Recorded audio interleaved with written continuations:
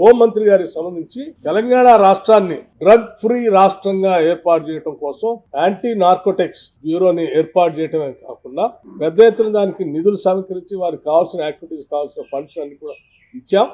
రాష్ట్రాన్ని drug free రాష్ట్రంగా మేము తయారు చేయడం కోసం ప్రయత్నం చేస్తున్నాం. దీనికి కేంద్ర ప్రభుత్వం నుంచి కూడా కావాల్సిన సహాయ సహకారాలు అందించాల్సిందిగా వారిని కోరాం. అట్లాగే సైబర్ సెక్యూరిటీ గురించి కూడా కేంద్ర ప్రభుత్వం నుంచి సహకారాన్ని కోరాం. అట్లాగే ఐపీఎస్ క్యాడర్ సంబంధించి మాకు స్ట్రెంత్ దాదాపు 29 మంది ఐపీఎస్ క్యాడర్ రావాల్సిన అవసరం తెలంగాణకు, వారిని కూడా కేటాయించమని చెప్పి వారిని కోరటం జరిగింది. లెఫ్ట్ వింగ్ ఎక్స్ట్రీమిజం కింద కూడా వెనుకబడినటువంటి జిల్లాలుగా గతంలో ఉన్నటువంటి జిల్లాలను తొలగించడం వల్ల కేంద్ర ప్రభుత్వం నుంచి మాకు రావాల్సిన నిధులు ఆగిపోతా ఉన్నాయి. ఆ నిధులు సంబంధించి ఆదిలాబాద్, ఆసిఫాబాద్, అట్లాగే కొమరం భీం, ఆసిఫాబాద్, మంచిర్యాల జిల్లాకు సంబంధించి మళ్ళీ తిరిగి వాటిని చేర్చి నిధులు ఎక్కువగా ఇవ్వాల్సిందిగా, ఆ జిల్లాల అభివృద్ధి కోసం ఇవ్వాల్సిందిగా